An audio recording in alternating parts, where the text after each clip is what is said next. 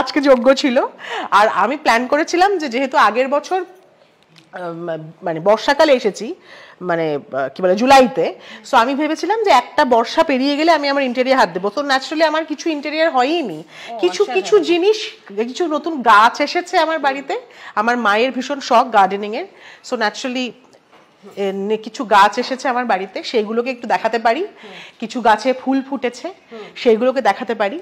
এবং আগের বার যখন এসেছিল তখন হ্যাপাজার্ড ছিল, এখন সেটাই কাম। হ্যাঁ, যজ্ঞ ছিল, হ্যাঁ আমাদের গৃহশান্তি পুজো ছিল, কারণ মার্চ মাসের 29 তারিখ আমার কালী পুজো। তো সেই জন্য কালী পুজোর আগে আমার বাড়ির গৃহশান্তি পুজোটা করলাম। এবং সে যে করেছে সেও আজকে, তাকেও আমি নিয়ে আসবো ক্যামেরার সামনে, কারণ আমার একটা অভাব ছিল জীবনে যে আমি কোনোদিন কাউকে বন্ধু বলতে পারিনি।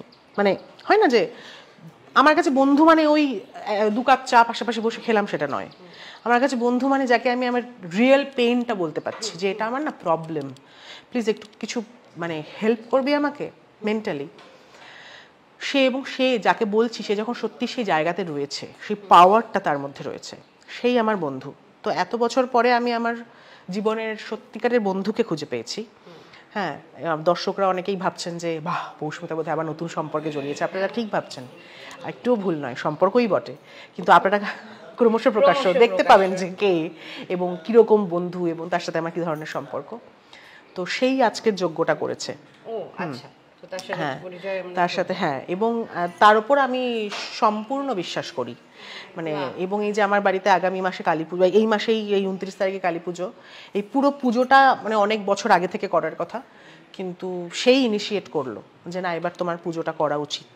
তো তার হাত ধরেই আমার বাড়িতে মা আসছেন। বাহ, তো তাকে তো দেখাতেই হবে। কিন্তু এদিকটা আমরা একটু দেখে নিই। হ্যাঁ, এই দিকটায় আমার কিছু, এই জায়গাটা বেসিক্যালি আমার লাইব্রেরি। এই জায়গাটা, হ্যাঁ, এখানে লাইব্রেরি ভবিষ্যতে হবে, কারণ আমার প্রচুর বই, আমার মানে আমার ছোটবেলা থেকে অনেক স্যারেরা আমাকে তার বই দানপত্র করেছেন। মানে এখনো শিলিগুড়িতে প্রচুর বই, প্রায় 300-400 মতো বই শিলিগুড়িতে রাখা আছে। এবং আমার আরেক স্যার, সেও মানে এখনো জীবিত, কিন্তু সে তার সমস্ত কালেকশন অফ বুকস আমার নামে দানপত্র করে দিয়ে গেছেন, যে তোমাকে তো কিছুই দিতে পারিনি, তো আমার বইগুলো তোমার। কারণ ওই বইয়ের প্রতি আমার খুব আকর্ষণ ছিল, লোভ বলবো না, আকর্ষণই বলবো। এবং স্যারকে আমি বলতাম যে আমি যদি কোনোদিন নিজের একটা বাড়ি করতে পারি স্যার, বাকি বাড়িটা কেমন হবে আমি জানি না, কারণ তখন আমি অনেক ছোট, কিন্তু আপনার এই বই ঘরের মতো আমার একটা ঘর হবে। তো সেই জন্যে স্যার এখনো যেহেতু আছেন, আমার ইচ্ছে যে এখানে লাইব্রেরিটা করার পরেও স্যারকে একবার এনে দেখানো যে স্যার দেখুন আমি একটা লাইব্রেরি করে উঠতে পেরেছি।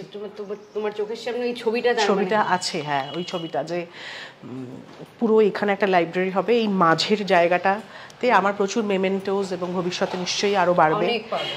Thank you. আমার কাজের জন্য যা যা কিছু, যা আমাদের মানে কি বলবো ফলক, সেই প্রত্যেকটা হয় না যে মাইল ফলক একটা করে, যে এই জন্য এটা পেলাম, সেই সমস্ত ট্রফিসগুলো এইরকম একটা জায়গাতে রাখা থাকবে, এবং বাকিটা পুরো বুকস অ্যান্ড বুকস। হ্যাঁ হ্যাঁ, এইটা হবে। এবং ওইখানে মা কিছু গাছ লাগিয়েছে। ছবিটা যদি একটু বল, এই ছবিটা কত বছর বয়সে? এই ছবিটা, এটা বোধহয় তখন আমি কলেজে ওই এন্ট্রান্সের জন্য, মানে আফটার 12 আর কি, এন্ট্রান্সের জন্য প্রিপারেশন নিচ্ছিলাম। কত হবে তখন, 18-19 বছর বয়স আমার, কলকাতায় আসার পরে। মানে এটা 2010-এর ছবি, 2010-এরই ছবি এটা। কলকাতায় এসেছি 2010-এ, সেই সময়। মেমেন্টোগুলো আমার এই বছরে, তুমি যদি একটু ওই সাইডে চলে যাও। হ্যাঁ,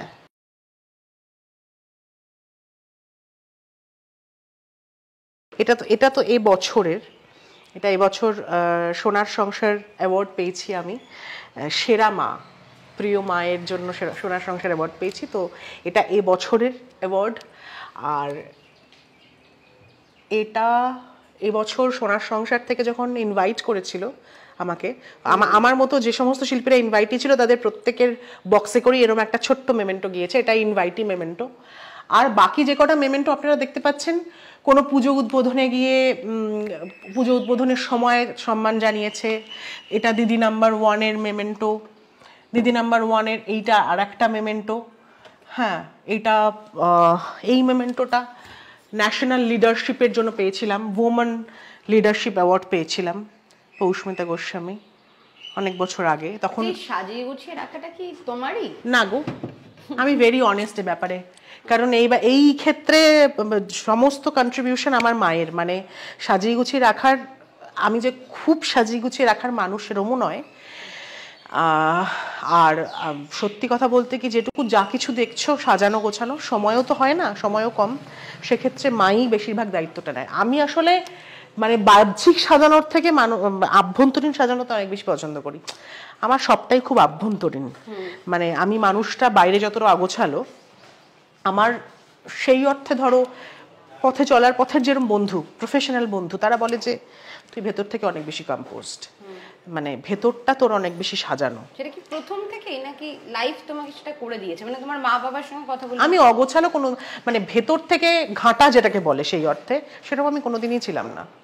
কিন্তু অবশ্যই যেটুকু ইম্যাচিওরিটি ছিল, এখনো যে কাজ করতে গেলে ভুল করব না সেটা নয়, কিন্তু নতুন নতুন ভুল তো মানুষের জীবনে আসবেই, কিন্তু পুরনো ভুলগুলো আর রিপিট হবে না, সেইটুকু ম্যাচিওরিটি এখন চলে এসছে। যে যা কিছু পুরনো ভুল, সেটার থেকে আমার রিয়েলাইজেশন হয়েছে, এবং সেই ভুল এবং তার আশেপাশে ওই আগাছা মতো আরো যা যা ভুল, সেই ভুলগুলো আর that will not repeat again.